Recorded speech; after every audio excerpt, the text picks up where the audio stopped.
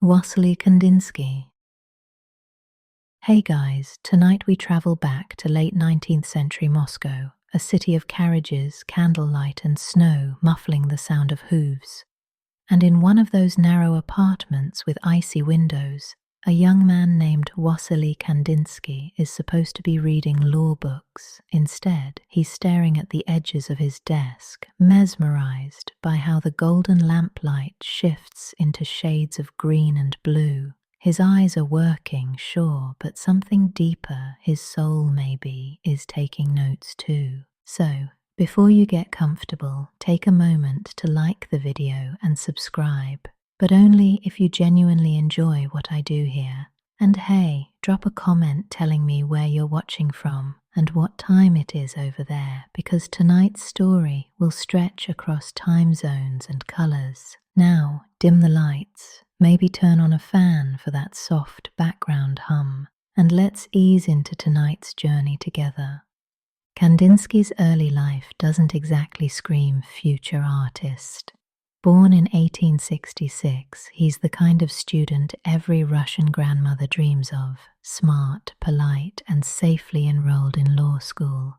Moscow University, no less. He studies economics, property law, the legal status of peasants, everything that guarantees a steady future. Yet even in those days, he has a strange, quiet rebellion inside him. He says later that colors spoke to him like music. Not just looked nice, spoke. The sound of blue, the vibration of yellow, the deep hum of red. He doesn't quite understand it yet, but the idea simmers beneath the surface like tea left too long on the stove.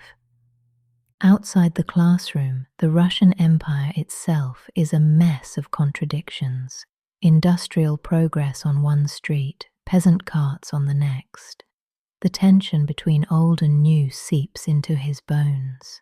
You can feel it in his diaries, the longing for meaning beyond the logic of contracts and legal codes. But he keeps going, because that's what sensible young men do. One day he takes a research trip to Vologda, a small northern town known for its wooden houses and folk art. He walks into a peasant home and boom, his world tilts. The walls are covered not with wallpaper but with painted icons, saints, flowers, patterns bursting with colours so bright they seem to hum in the cold air. Every inch of space radiates life. He later says that it was like stepping inside a painting. Imagine that, a man used to courtrooms suddenly feeling like the furniture itself is singing. It's the first time he realizes that color can create space, not just fill it. Art historians still argue whether that moment was the real spark of his calling. Some say it's a romanticized memory he later rewrote to fit the myth of the artist awakening. Others insist it was authentic, because who else would describe color as a living creature unless it truly shook them to the core? Either way, something changed. He starts sketching again, clumsy but curious. He even enrolls in evening art classes while finishing his degree, like someone sneaking dessert before dinner. In 1892, he marries his cousin, Anya Shimyakina, a conventional move, though he's anything but conventional inside. They set up a polite Moscow life, dinners, theatre visits, legal work. But the longer he practices law, the more suffocated he feels. He writes about the coldness of facts and the silence of logic. It's as if the world is made of rules, but none of them apply to the pulse he feels when he sees a crimson sunset. Then comes a strange crossroads moment. Around 1895, Kandinsky receives an offer to become a professor at the University of Dorpat, today's Tartu, Estonia. A dream job for a young lawyer. But the same year something else happens, something quieter yet infinitely louder to him. He visits an art exhibition in Moscow and stops in front of Claude Monet's Haystacks, and it doesn't make sense. It's just blurry stacks of hay. There's no clear object, no solid form, no traditional subject, yet somehow it moves him. It's painting as pure feeling. Later, he recalls that he couldn't tell what the subject was, but the colours had a soul. It's as if the painting bypassed his brain and spoke straight to his chest. That confusion, that delight, is the crack in his old world.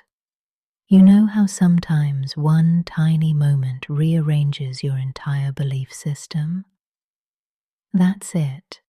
Within months, he makes the most irrational, beautiful decision of his life.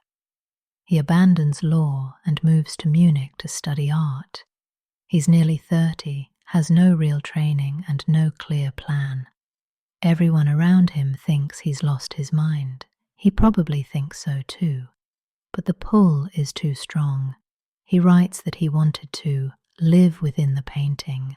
That's not just ambition, it's surrender.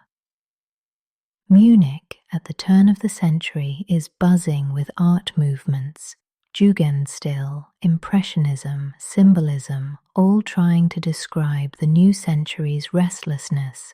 Kandinsky arrives like a wide-eyed immigrant in a foreign world of canvases and colour palettes. He enrolls in Anton Ashby's art school, where students argue about anatomy while secretly wishing to abolish it. He's older than most of them, more serious too, but also hungrier. He learns by breaking things: perspective, proportion, patience.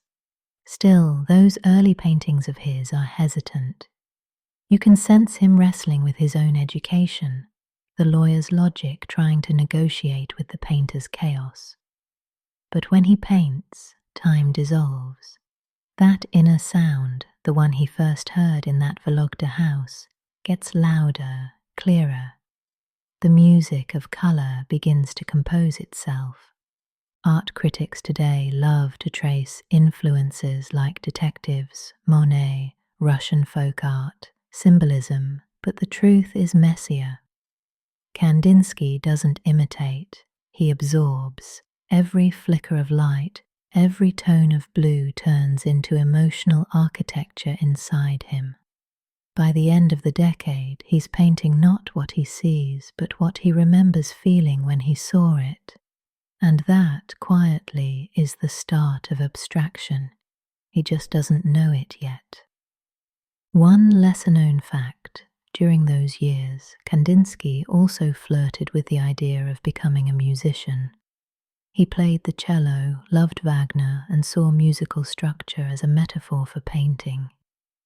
He'd later describe yellow as the sound of a trumpet, blue as the sound of a cello, and white as a pause. Scholars still debate whether he genuinely had synesthesia, a condition where senses overlap, or whether it was poetic exaggeration.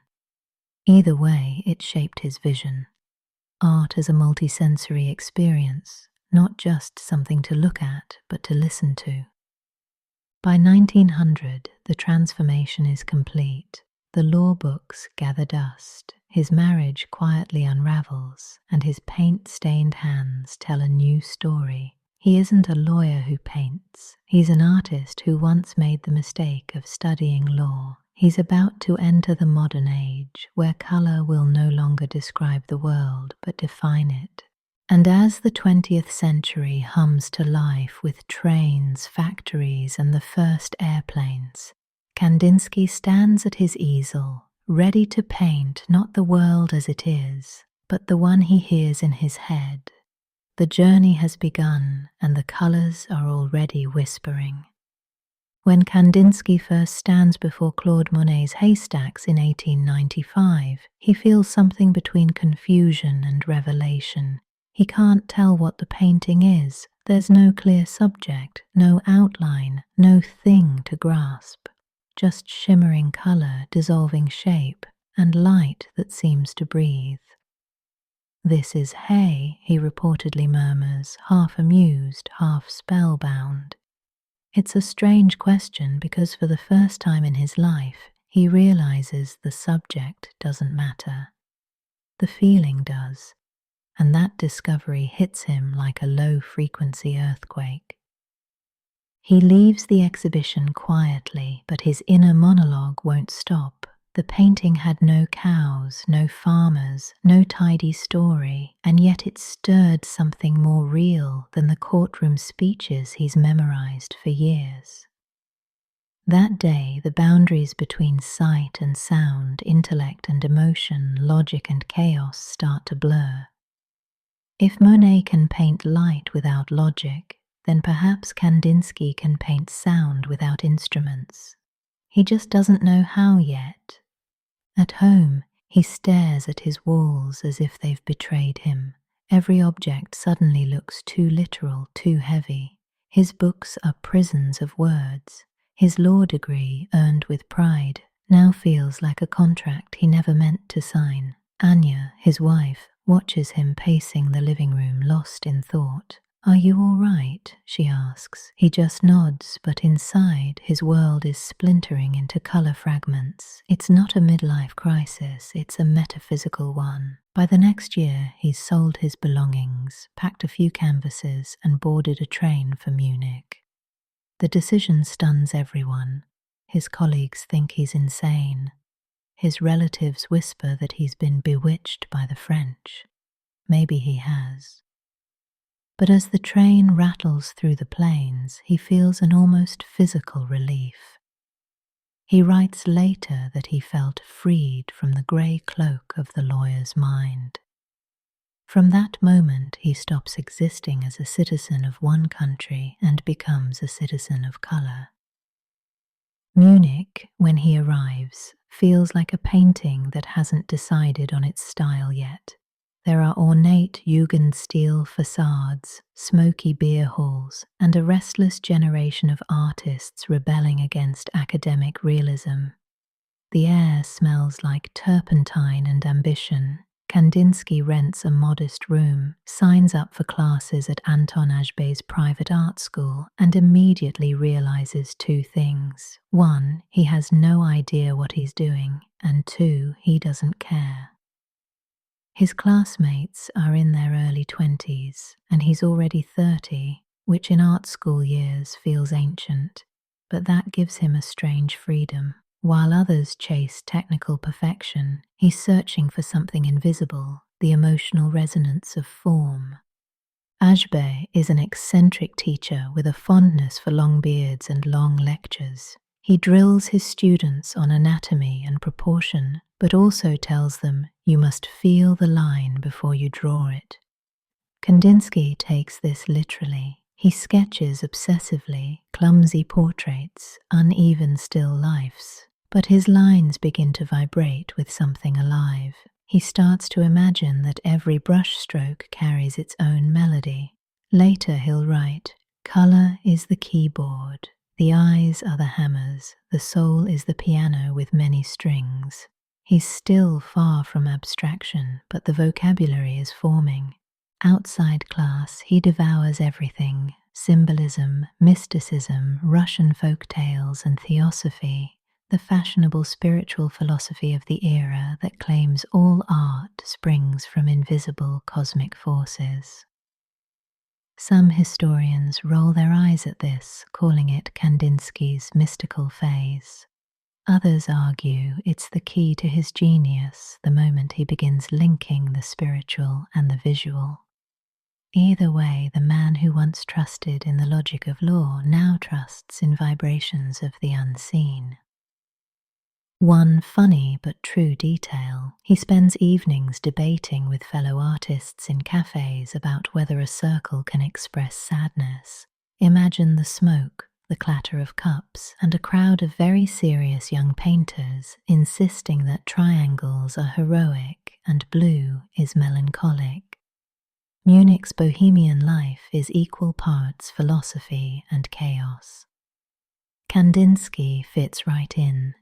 In 1901, frustrated with conservative art institutions, he co-founds Phalanx, an avant-garde artist group. The name sounds militant, and in a sense it is, a phalanx of painters marching against tradition. Kandinsky becomes its president, organizes exhibitions, and even opens a private art school under the same name. His students are mostly women, which causes a minor scandal in proper Munich circles.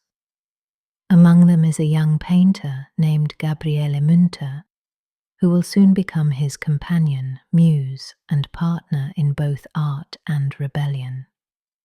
Kandinsky and Münter travel together across Europe, Italy, France, the Netherlands, studying colour, light, and the moods of landscapes. He paints what he sees, but each canvas grows less literal, more symphonic. You can feel the Monet influence here, loose brushwork, glowing skies, moments suspended in time. Yet there's also something distinctly Kandinsky, a tension, an energy, a rhythm that seems to hum beneath the surface. His early works from this period, like Blue Rider, 1903, still depict recognizable subjects, but the outlines are already melting into vibration. Art critics later call this his transitional period, though that term feels too clinical. It's more like a metamorphosis in slow motion. You can practically hear the wings forming beneath the cocoon. He's still using landscapes and figures as scaffolding, but he's building a cathedral for colour. The people and horses will eventually disappear, but the music will stay. At the same time, Kandinsky becomes fascinated by Wagner's operas, especially Lohengrin. He writes that listening to Wagner's harmonies made him see all my colours before my eyes. Whether or not that's literal synesthesia or just poetic hyperbole, scholars still debate. What's certain is that Wagner gives him a sense of structure, that painting, like music, can have rhythm, crescendo, harmony, dissonance. These are not visual terms, but emotional architecture. One evening he attends a concert in Munich where a string quartet performs Arnold Schoenberg's experimental pieces. The music is strange, almost violent in its freedom. It abandons tonality the way Kandinsky will soon abandon perspective. He later writes to Schoenberg, calling him a kindred spirit. Your music leads us into a new realm where art will no longer be bound by the past.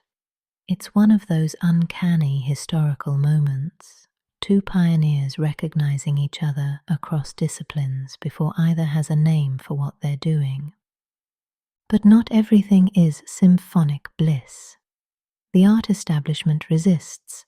Critics dismiss his work as unfinished, chaotic, even childish.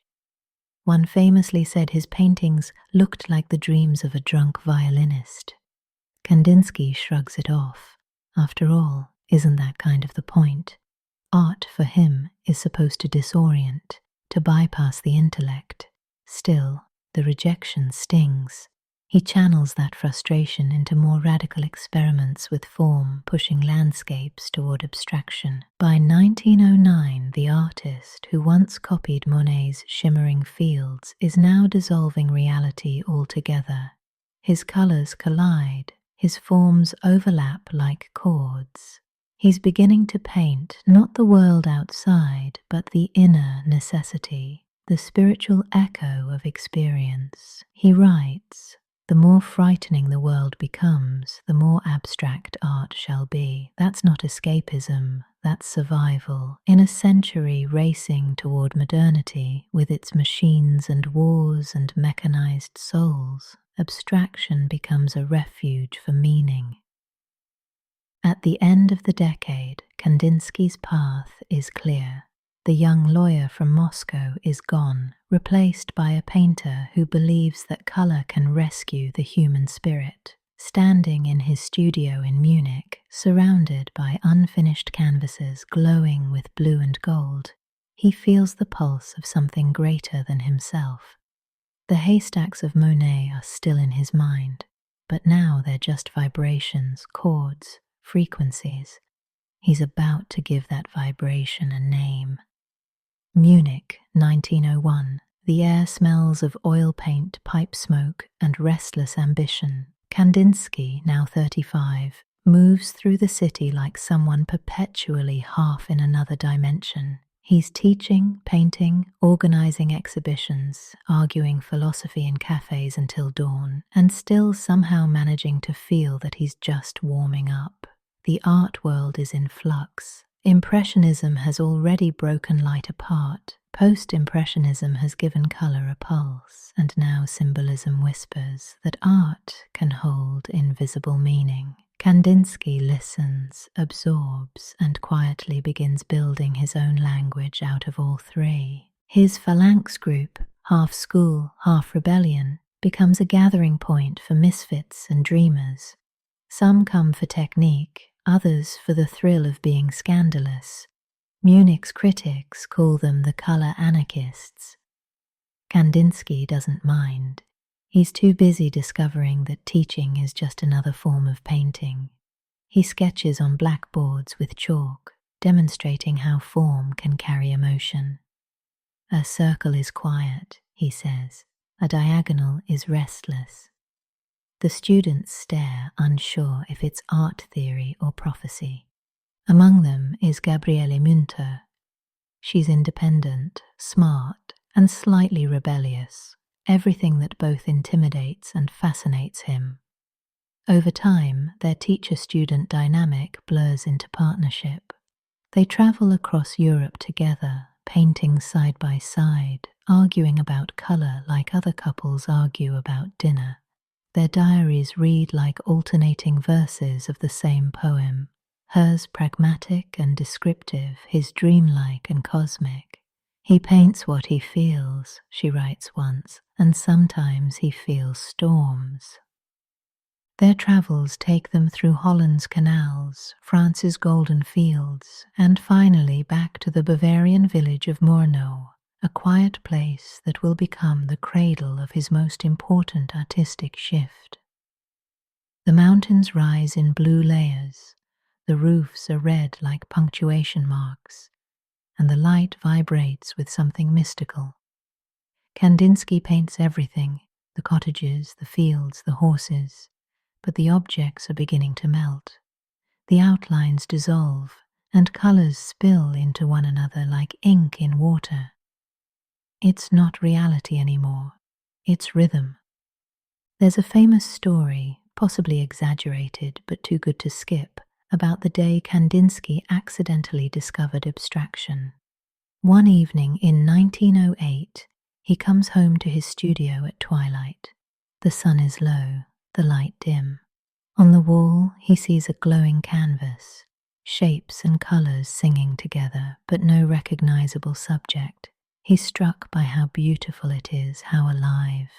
Then he realizes it's one of his own paintings, leaning sideways, upside down. Without the comfort of objects, he sees pure color, pure composition. He later writes, "That was the moment when I saw that objects harmed my pictures."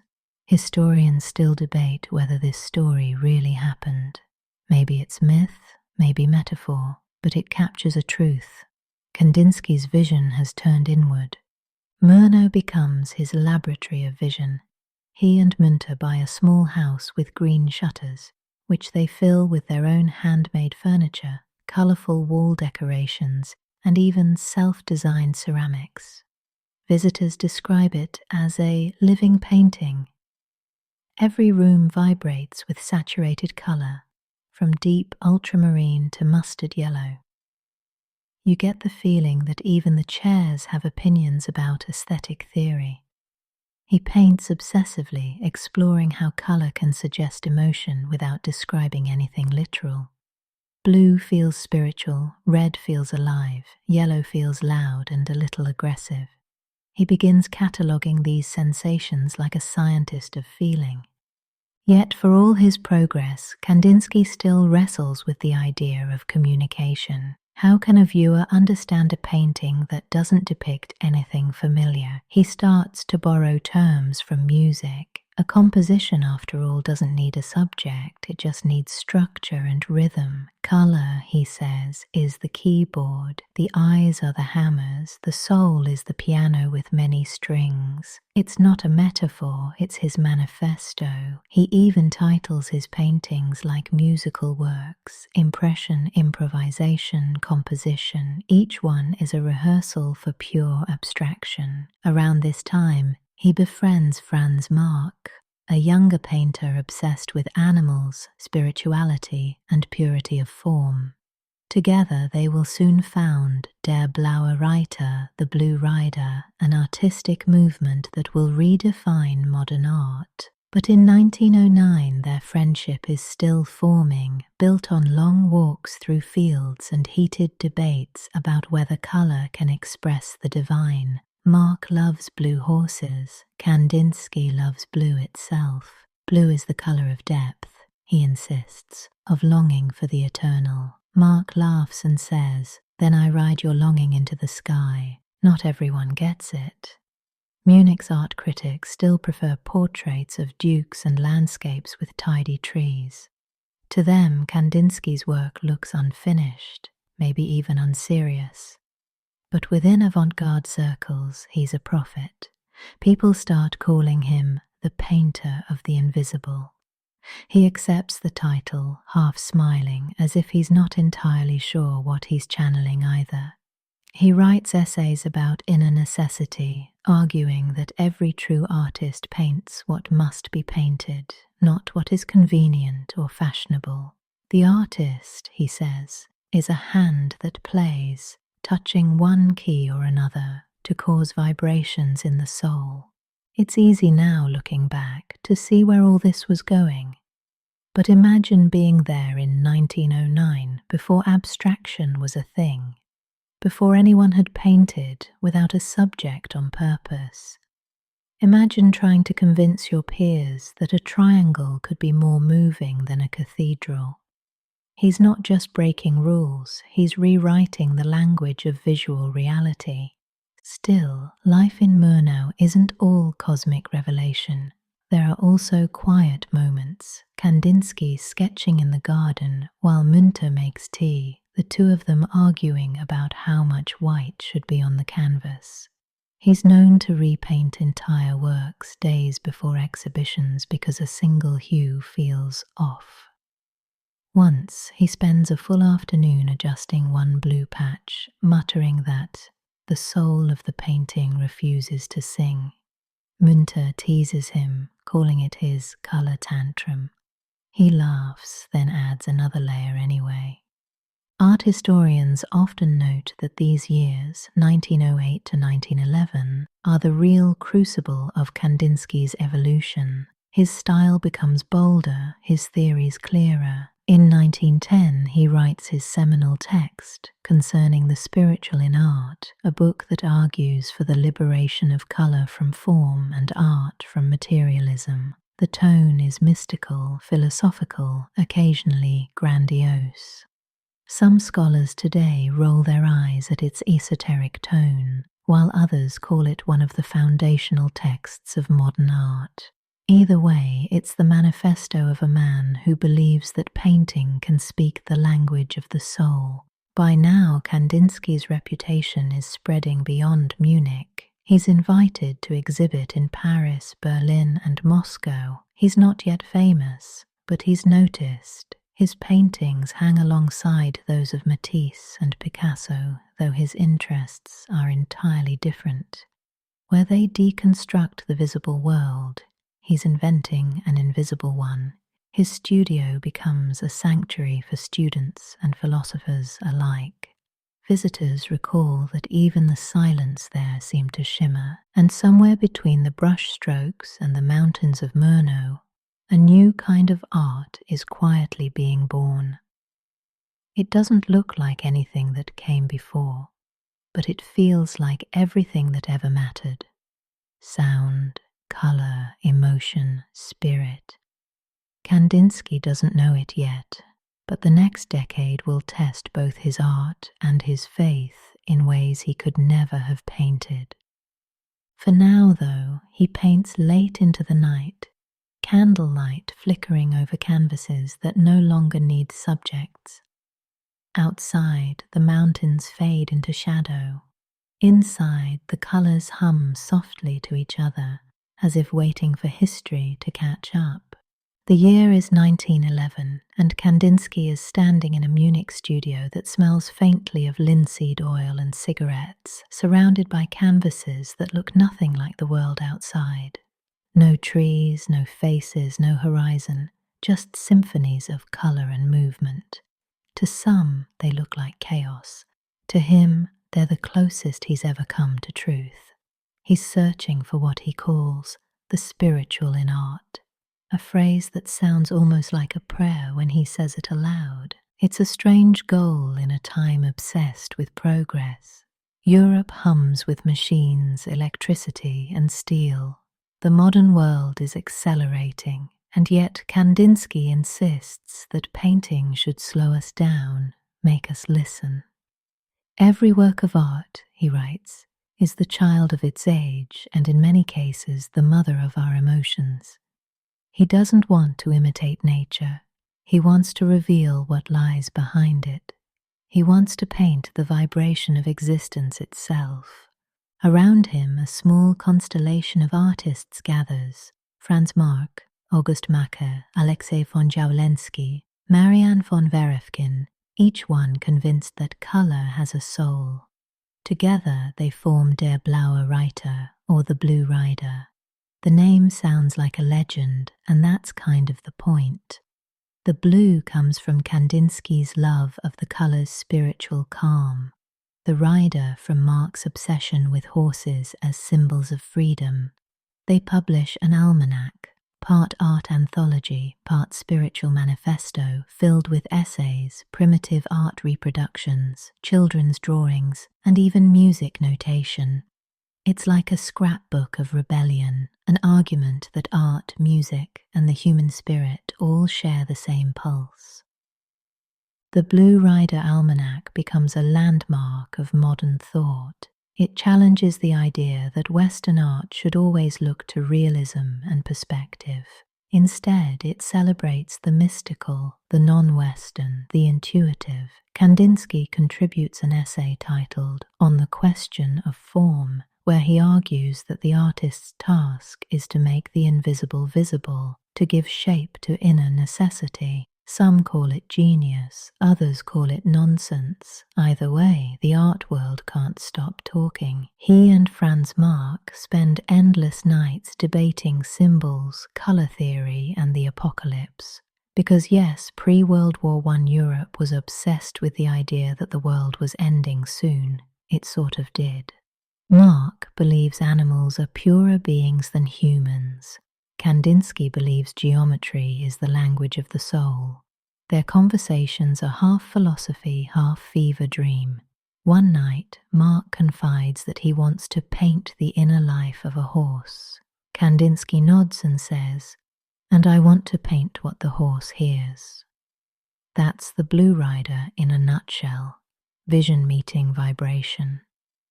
Their exhibitions in 1911 and 1912 cause scandal, viewers gasp, critics rant, newspapers mock. Children with brushes, one reviewer sneers. Another calls it a riot of lunacy disguised as culture. Kandinsky, reading these reviews over breakfast, reportedly laughs. He's used to being misunderstood. After all, even his own students sometimes whisper, "But what is it supposed to be?" He just smiles and replies, "It is what it must be."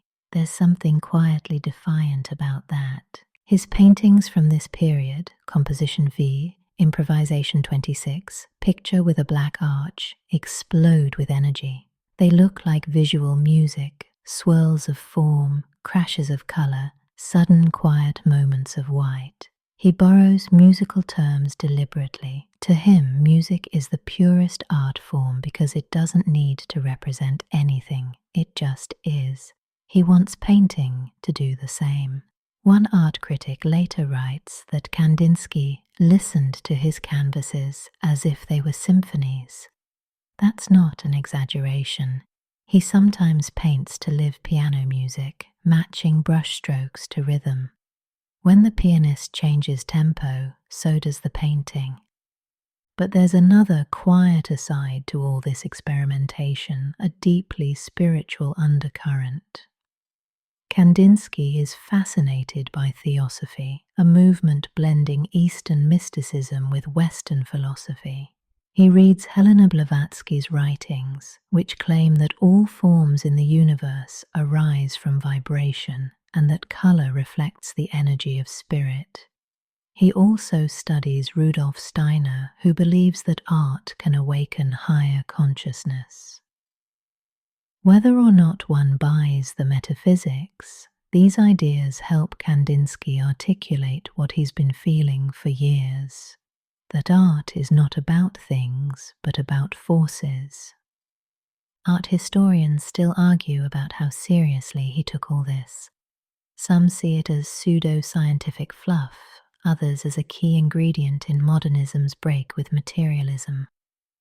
The truth probably lies somewhere in between. Kandinsky, ever the synthesizer, treats mysticism like another color on his palette, useful when it helps him explain the unexplainable. Meanwhile, his personal life remains as tangled as his compositions.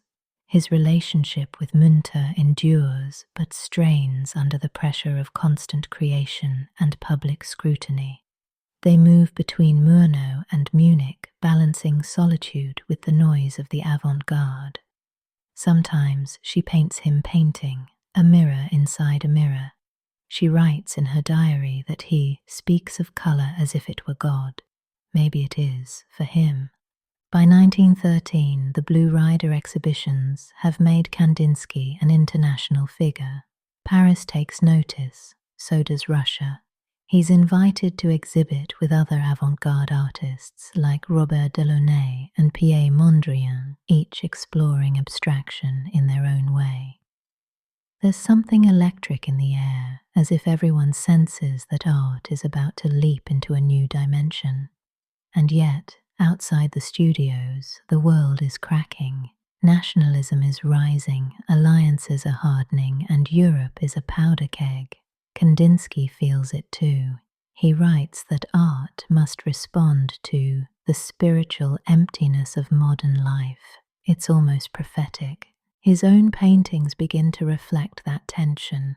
The colours are bolder, more violent, the forms collide rather than flow. It's as if the canvas itself is bracing for impact. In Composition 7, 1913, often considered his masterpiece of this period, swirling arcs of red and blue crash together like symphonic chords. There are faint echoes of religious imagery, resurrection, flood, chaos, but everything dissolves into rhythm. Standing before it, you can almost hear the roar of the 20th century arriving. That same year, Kandinsky paints what many believe to be the first truly abstract artwork, untitled First Abstract Watercolor. No subject, no perspective, just color and motion.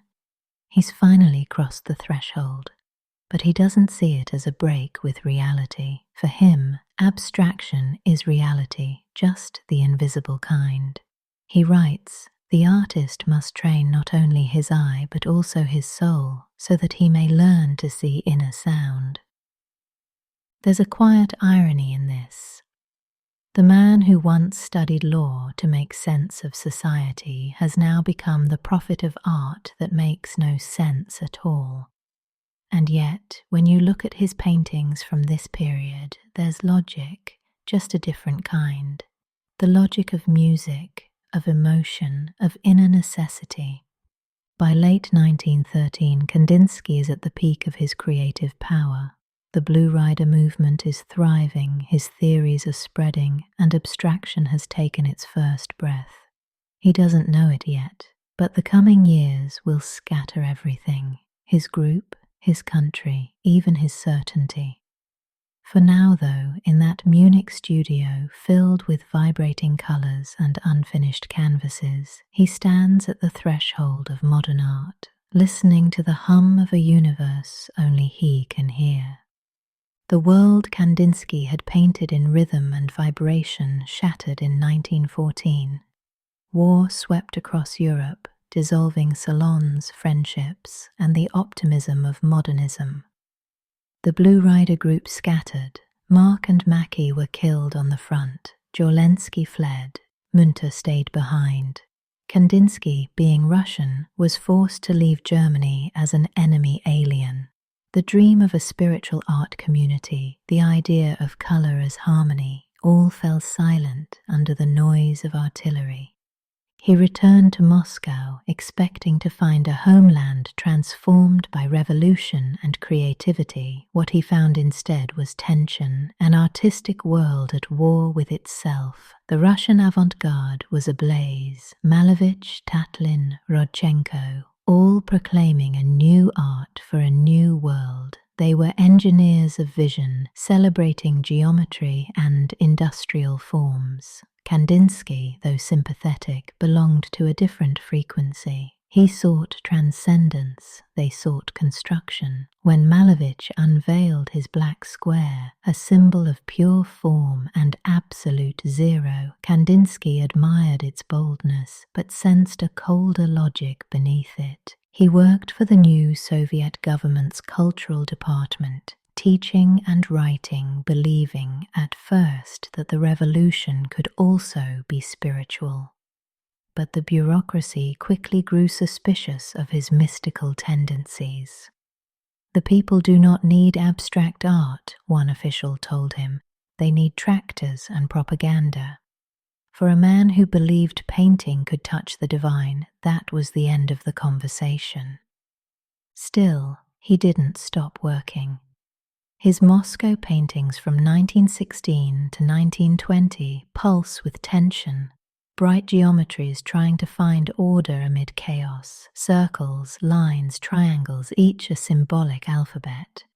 He writes, almost defiantly, "The circle is the synthesis of the greatest oppositions. It combines concentric and eccentric in a single form and in balance." To him, abstraction was not escape, it was endurance. By 1921, the atmosphere had grown stifling.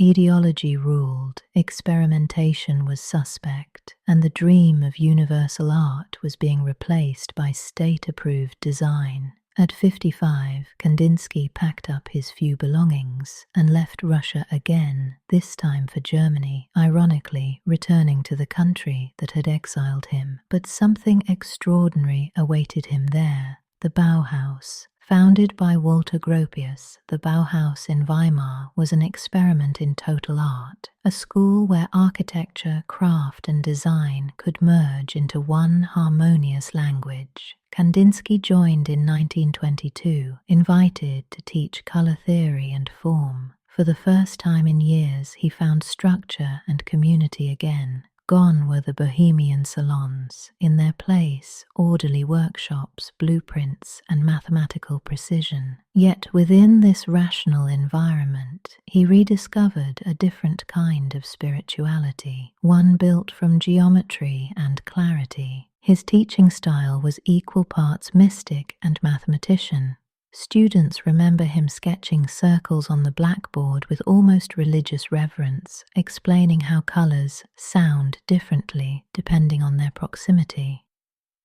"Blue recedes," he'd say softly, "yellow advances." To some he was a prophet, to others an eccentric lecturer lost in synesthesia. Either way, his classes were packed. Even Paul Klee, his friend and fellow teacher, joked that Kandinsky's diagrams looked like astral maps of emotion. During these years, his art evolved into what we might call geometric abstraction. Gone were the painterly improvisations of the Blue Rider days. In their place, crisp circles, measured lines, grids intersecting like musical notation. Works like Composition 8, 1923, or Yellow, Red, Blue, 1925, feel like visual symphonies composed on graph paper. The spontaneity didn't vanish, it just became disciplined. He'd found a new order within chaos. He also began formalizing his theories into a system, one that would later influence color design, architecture, and even digital aesthetics. His 1926 book, Point and Line to Plane, was a kind of geometry of emotion, proposing that every shape and direction carries inherent psychological force. A point, he wrote, is the most concise form of silence. A diagonal is restless, a curve lyrical. Modern visual language, from logos to interface design, still carries his fingerprints. Life at the Bauhaus wasn't without strain. Politics crept in again. The rise of nationalism in Germany made avant-garde art a target. In 1933, under pressure from the Nazis, the Bauhaus was forced to close. Abstract art was condemned as degenerate. Kandinsky, now in his late 60s, quietly left for France. Once more exile, once more reinvention. Yet through all these upheavals, his faith in the inner sound of art never wavered. He wrote to a friend, "Everything starts from a dot." It wasn't just a metaphor, it was a worldview, from chaos to order, from color to vibration, from Munich to Moscow to Paris. That single dot carried his universe within it. In the next chapter, we'll find him in Neuilly-sur-Seine, a quiet Paris suburb, where he paints circles that seem to float beyond gravity. His final symphonies of form, created as the world heads toward another storm. Paris in the 1930s feels quieter than Munich ever did. The air carries a different kind of hum, less argument, more exhaustion. Kandinsky, now in his late 60s, rents a small apartment in Neuilly-sur-Seine with his wife Nina. The furniture is simple, the walls white, the light soft. For the first time in decades, he paints without a school, without a movement, without students waiting for his lectures. Just him, a brush and silence. And yet, that silence is full of sound. His canvases vibrate like cosmic diagrams. Biomorphic shapes drift through pale space. Transparent layers pulse with subdued rhythm.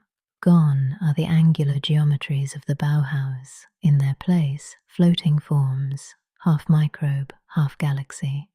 Art historians call this his Paris period, but it feels more like a return to childhood wonder, to the idea that shapes can breathe. He experiments with new materials, mixing sand into his paint to give texture and dimension. He studies scientific illustrations, marine biology, even embryology. In the smallest forms, he writes, there lies the same law as in the stars.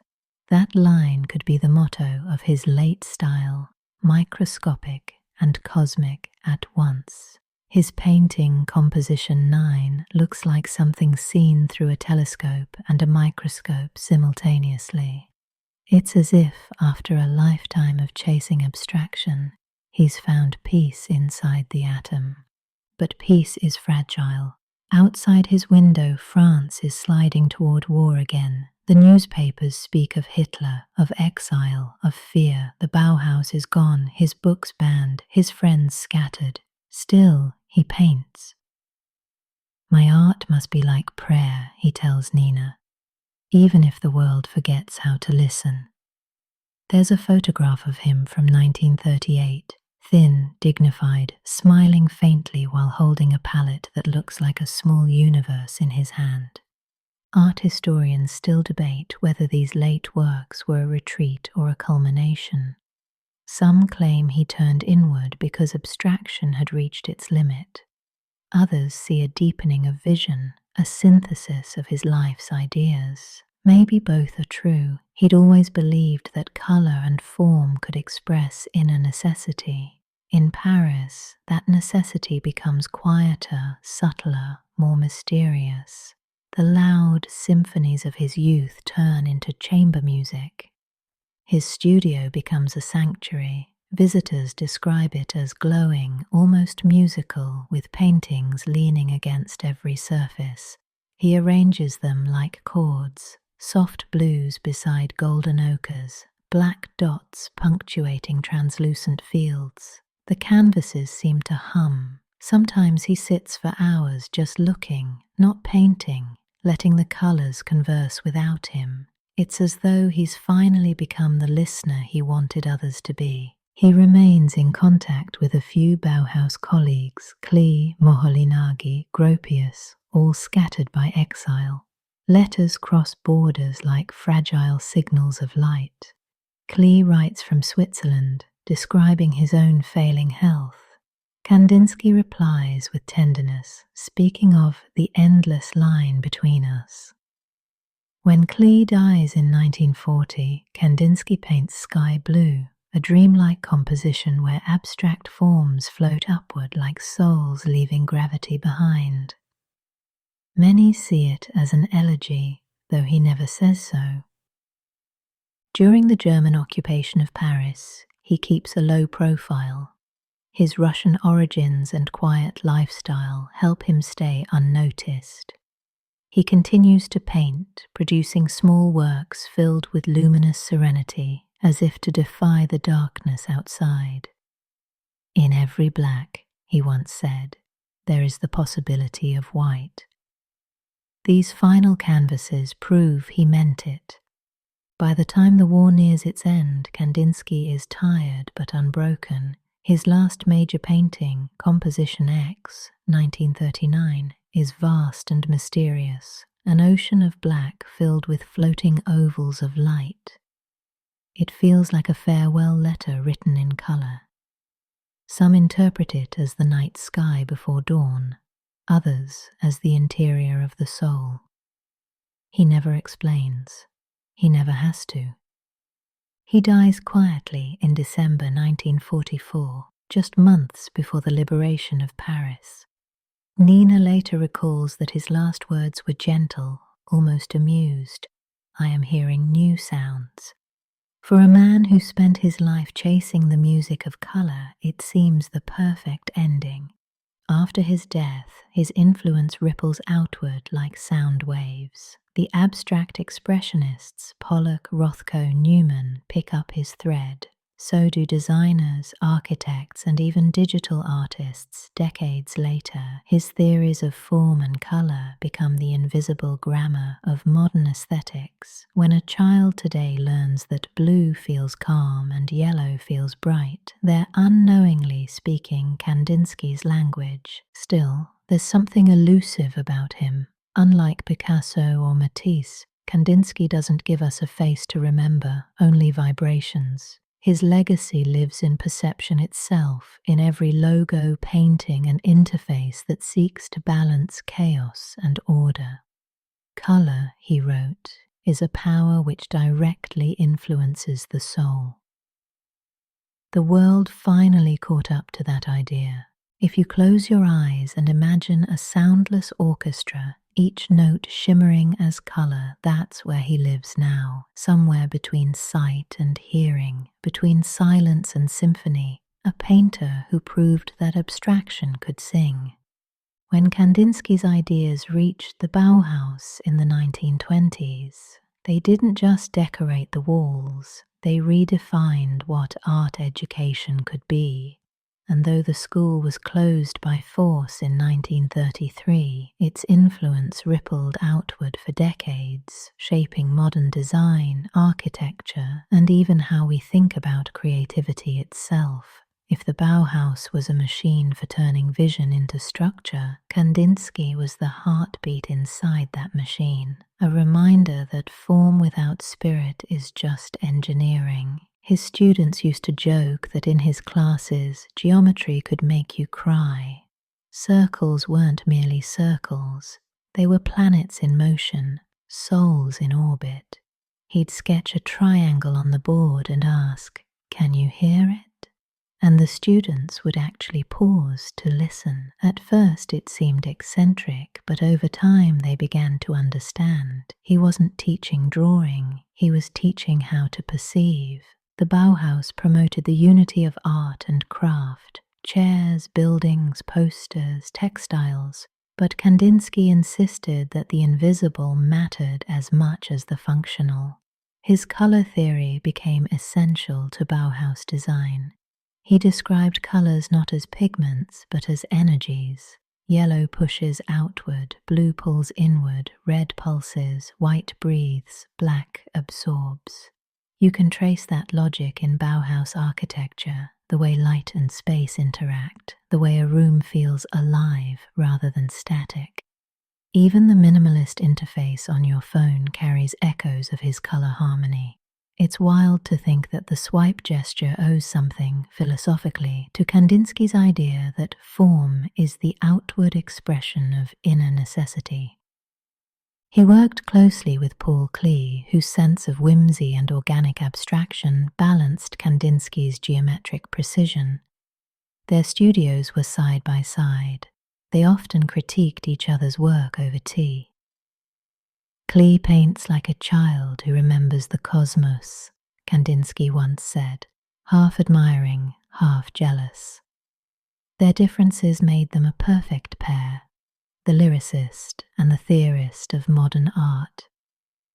Outside the classroom, Kandinsky's life at the Bauhaus was almost monastic. He avoided politics, preferred conversation to confrontation, and often played the piano late into the night.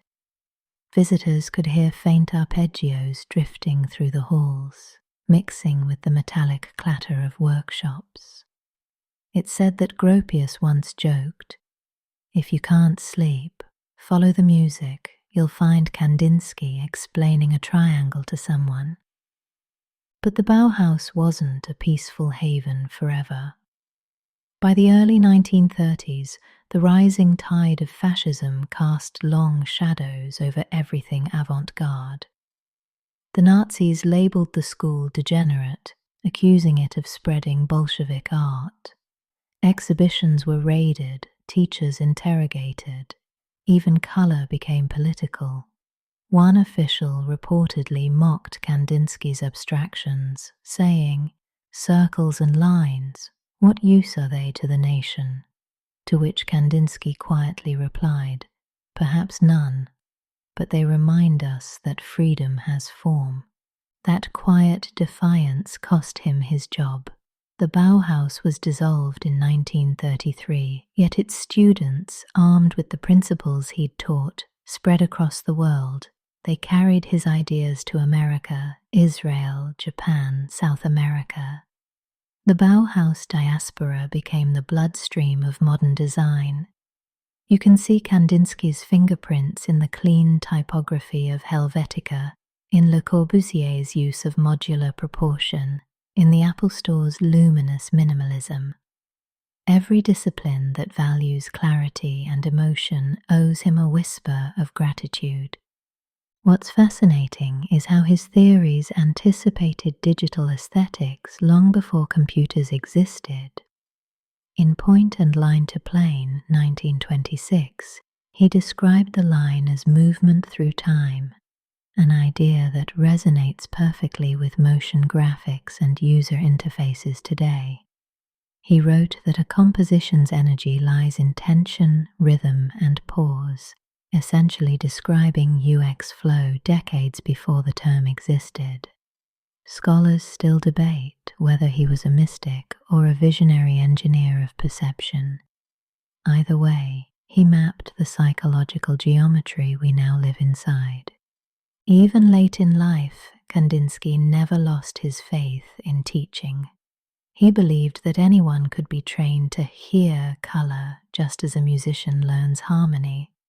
In his final years, he often reminisced about his students, saying, "The most beautiful line I ever drew was one I never had to correct."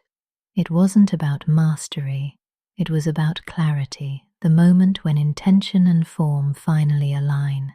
The Bauhaus spirit, in essence, was his spirit distilled, simplicity with depth, structure with soul. When museums today celebrate Bauhaus design, they often forget that at its core was a painter who believed art could make the invisible visible. His lectures, once filled with chalk dust and laughter, have become the foundation of visual culture itself. Kandinsky didn't invent abstraction to escape reality. He invented it to reveal reality, the one that hums beneath surfaces, the one that can't be measured in inches or pixels. When he spoke of painting as a spiritual necessity, he meant the same thing the Bauhaus meant when it said, "Less is more." Simplicity isn't absence, it's essence. And so, when we look at the clean lines of a Bauhaus chair or the rhythm of a skyline, we're not just seeing design, we're seeing an echo of his teaching, a geometry that listens, a structure that breathes, a circle that still, after all these years, sings. If you had walked into Kandinsky's Paris studio in the early 1940s, you might have thought you'd entered a planetarium disguised as an artist's apartment. The walls were lined with canvases full of floating circles, wavering lines, and translucent shapes that seemed to pulse on their own. Visitors often said it felt like stepping into a silent orchestra. No instruments, just rhythm suspended in color. At this point, Kandinsky's geometry wasn't academic anymore. It was personal. The triangles, circles, and lines were not mere tools of composition. They were characters, alive with spirit and tension. To him, geometry was the soul's syntax. A circle could symbolize the eternal, a triangle the striving human mind, a line the path between worlds. Everything starts from a dot, he'd written years before. In these late works, that dot becomes a seed, each painting a cosmos germinating from stillness. Historians sometimes struggle to describe this stage of his work. Was it surrealism, biomorphism, proto-digital abstraction? He didn't fit neatly anywhere. While artists like Dalí and Miro chased dreams and subconscious impulses, Kandinsky was chasing resonance. Art, he wrote, must be built upon the vibrations of the spirit, and that made his geometry very different. It wasn't meant to depict, but to tune. His painting Composition X, 1939, is perhaps the clearest example. At first glance, it's a field of black sprinkled with ovals and arcs of light. But spend a few minutes with it, and you feel it begin to hum. The dark isn't void, it's potential. The shapes drift like musical notes that never quite land, suspended between silence and sound. He said black was the most soundless color, but also the one that contained all beginnings. In that sense, Composition X feels like a farewell and a genesis. At the same time, his theories of geometry began influencing fields far outside painting. Architects studying proportion, graphic designers exploring spatial harmony, even musicians experimenting with synesthesia, all found echoes of Kandinsky's diagrams. The Bauhaus had given his theories a platform. Now the modern world gave them a medium. You can trace his influence in Piet Mondrian's grids, in Frank Lloyd Wright's spatial rhythms, and in the clean, algorithmic precision of later minimalism. Some scholars even call him the ancestor of interface design because his paintings function like visual systems, complex, intuitive, and eerily modern. There's a fascinating story, half rumor, half documented truth, about how the early color theorist Joseph Albers once asked Kandinsky if geometry could ever be emotional. Kandinsky supposedly smiled and drew a perfect circle. "Only if it listens," he said. That's very him, turning mathematics into philosophy in one sentence.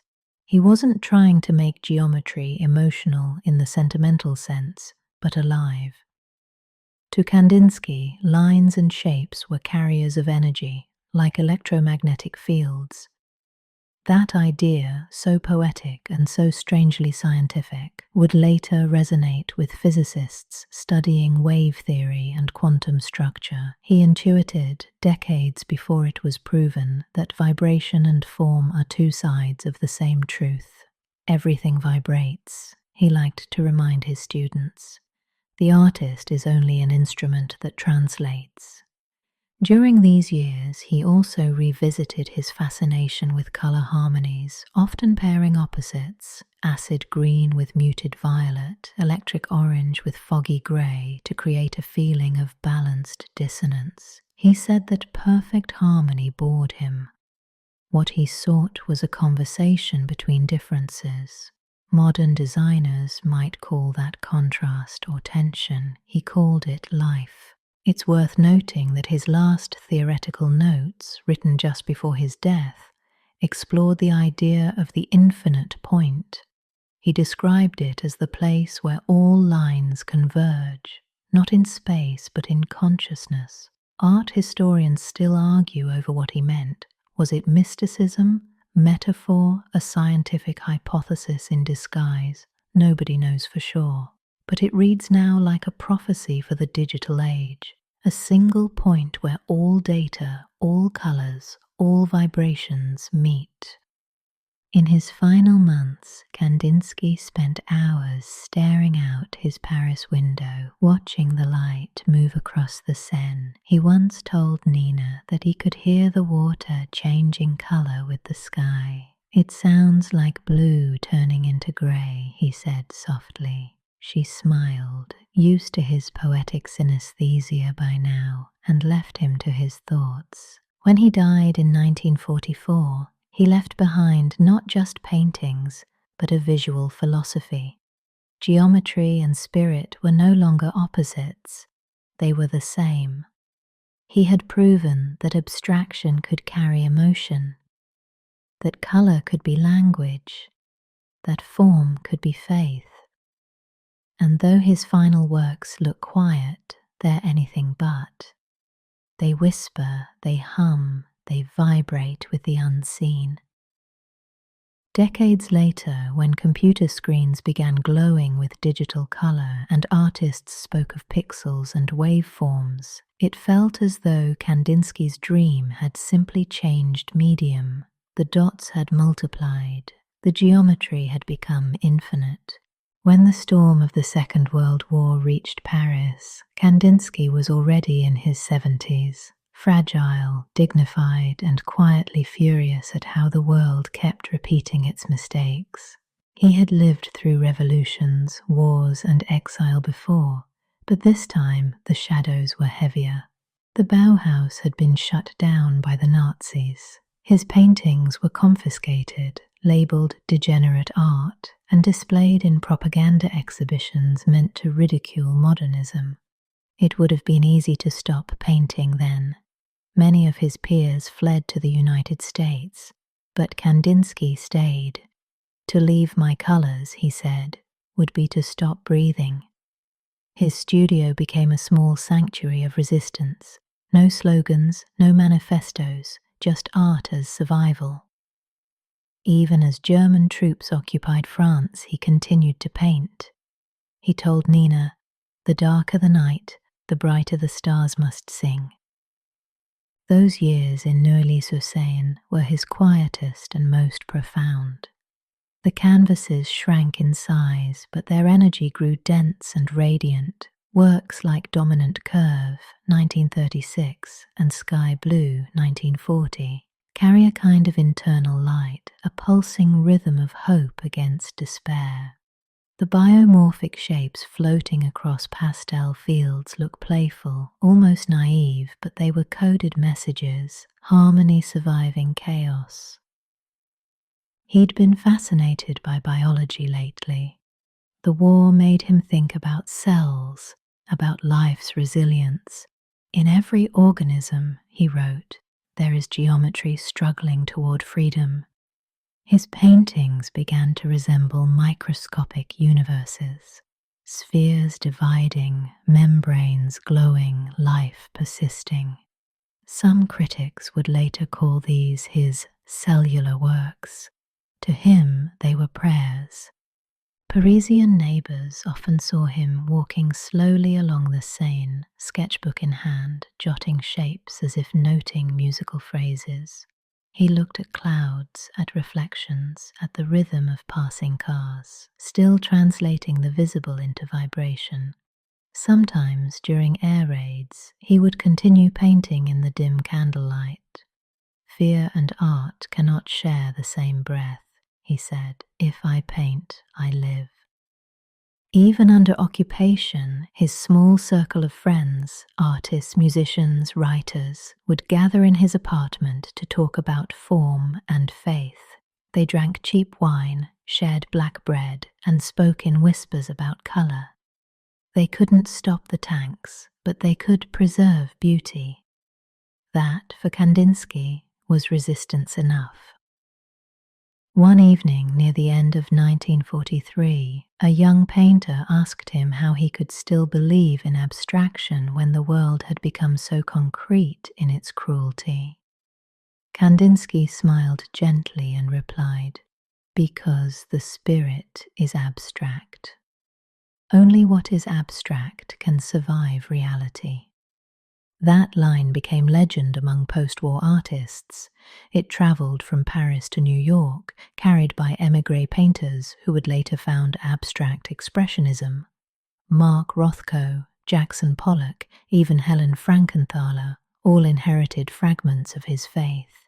You can feel Kandinsky's pulse behind their works, the belief that art can still be spiritual even when the world has gone silent.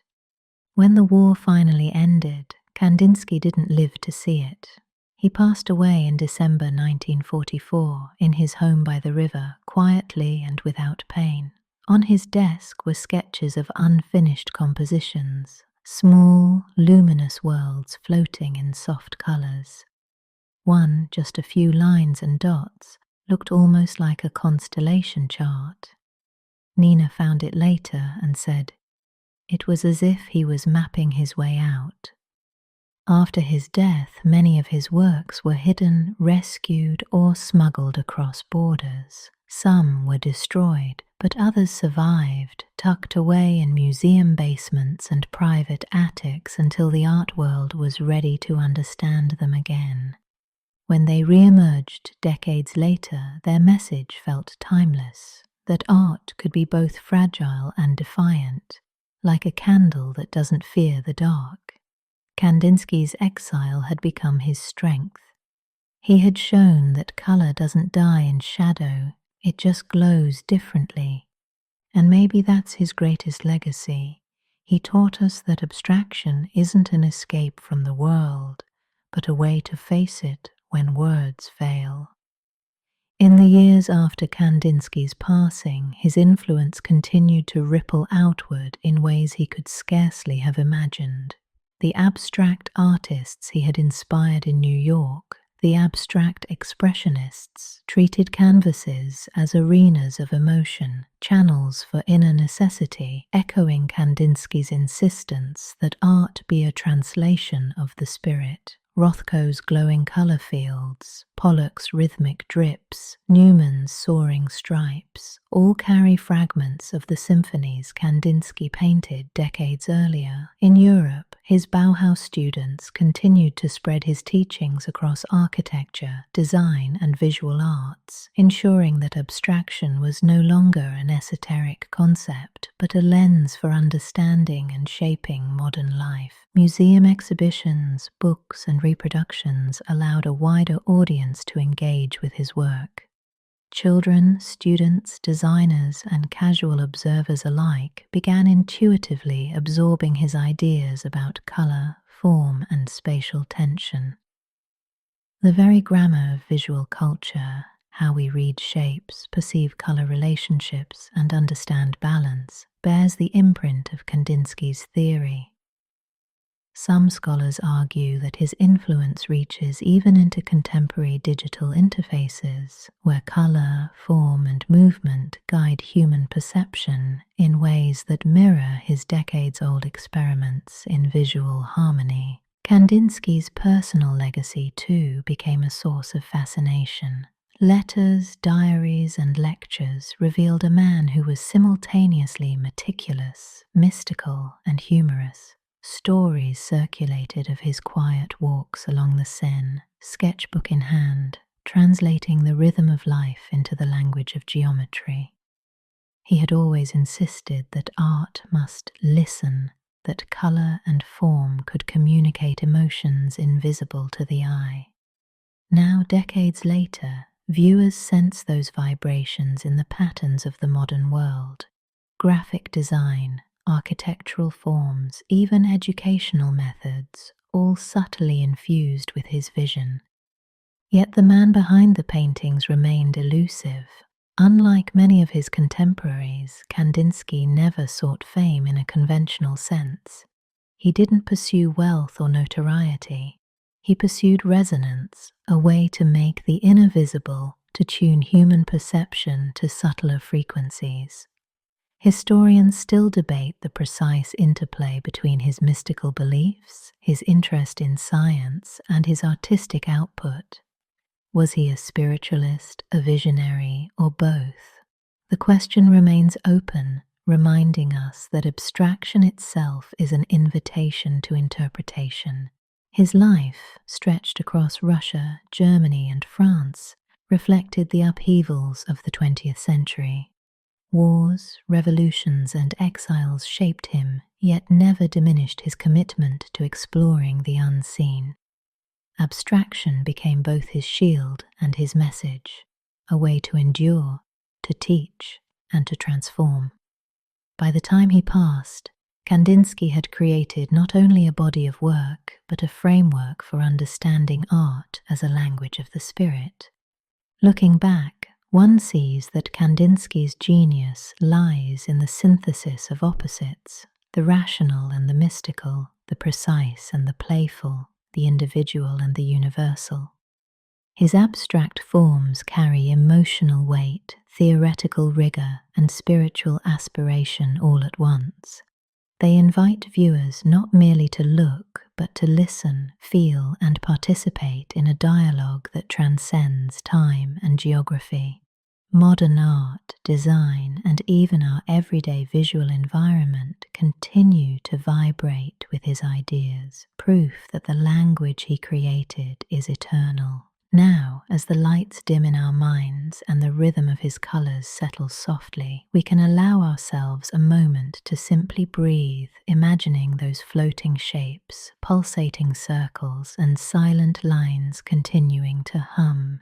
The dots, lines, and planes he painted carry on their gentle vibrations, like a lullaby the world never forgets. Close your eyes, let the colours and forms drift into your awareness, and feel the quiet resonance of a life devoted to seeing and hearing the invisible. You are suspended in the calm pulse of Kandinsky's abstract symphony, and for a moment, nothing else exists but colour, form, and the soft echo of spirit. And so we drift slowly away from the city streets and the tumult of history, carrying with us the quiet rhythms Kandinsky discovered in the world. The circles and lines linger behind our eyelids, humming softly like distant stars or gentle waves on a shore. There is no hurry, no urgent demand, only the soft, persistent pulse of colour moving through space, inviting your mind to relax. You can feel the vibrations of his work merging with your own thoughts,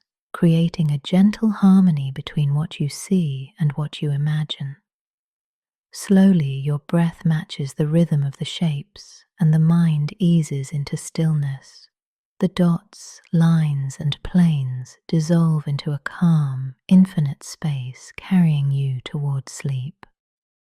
Let yourself float, listening to the quiet symphony of abstraction, where every colour speaks, every line sings, and the soul finds its gentle rest. The world softens, and now you are ready to drift away,